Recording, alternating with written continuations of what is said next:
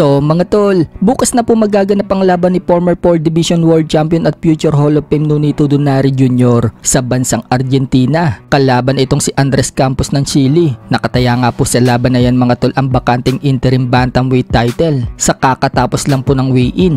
Kapwa nakuha ni Donaire at Campos ang weight limit ng bantam. Dahil dyan mga tol, tuloy na po ang laban na yan bukas. Napaka-importante po ng laban na yan para kay Nonito Donaire Jr. Dahil kapag naipanalo po niya ang laban na yan, yan na po ang tsansa ni Donaire na muling maging world champion sa bantam. Dahil paniguradong world championship na ang sunod na laban niya. Mukhang hindi pa po nauubos ang gasolina sa tangke ni Nonito Donaire Jr. Sa sparring po kasi na inilabas, pinahirapan po ni Donaire ang prospect ng bantam na si unbeaten Michael Angeliti. Sobrang ganda nga po ng galaw ni Donaire dyan mga tol at nag-improve po ang kanyang depensa. So sana magawa yan ni Donaire mga tol sa laban niya kay Campos. Ayon naman sa batikang sports analyst natin dito sa Pinas na si Atty. Ed Tolentino, pabor umano kay Donaire ang estilo nitong si Campos pero hindi daw natin alam kung ano ang mangyayari sa itaas ng ring. Lalo pat may edad na daw si Donaire na 42. At galing pa sa dalawang magkasunod na talo. Ang isa lang umano sa susi ni Campos para manalo kay Donaire, mas bata daw ito dahil may edad pa lang ito na 28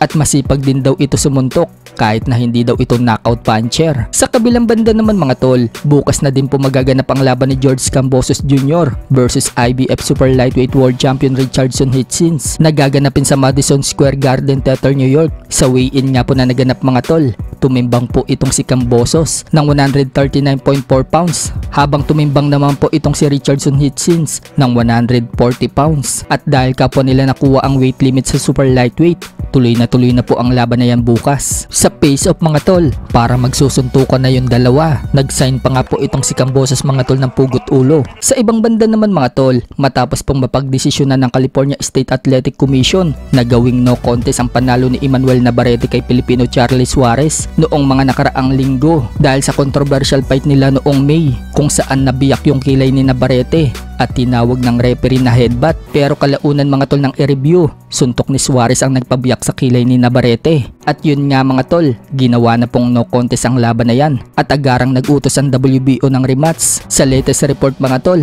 mukhang palag po itong si Navarrete sa rematch kay Suarez kapag nagkasundo daw sa negosyasyon. Yan po ang sinabi ng manager ni Navarrete at balak daw gawin yung rematch sa buwan ng August o kaya September. Ayon sa kampo ni Navarrete, mabilis daw maghilom ang sugat ni Navarrete sa itaas ng kilay. Sa katunayan, balik ensayo na daw agad itong si Navarrete. So mukhang minamadali po nila ang rematch mga tol. Alam na kasi ng karamihan, nahirap na itong si Navarrete sa timbang ng super featherweight. Kapag pinatagal pa nila ang laban, baka mas lalong mahirapan itong si Navarrete na kunin ang timbang. Kaya ngayon pa lang mga tol, nag-iensayo na agad itong si Navarrete. Sa ibang balita naman mga tol, matapos pong magpakitang gilas ng dalawang sunod sa Japan si Kenneth Luber nang tapusin po niya sa loob ng round 1 ang dalawang Japanese fighter na sina Toyo Di Canarudo at Keta Kurihara. Nakapasok na po si Kenneth Luber mga tol sa ranking ng Ring Magazine. Nasa pang number 9 spot na po siya sa bantam. Sobrang bilis nga pong nakapasok ni Luber.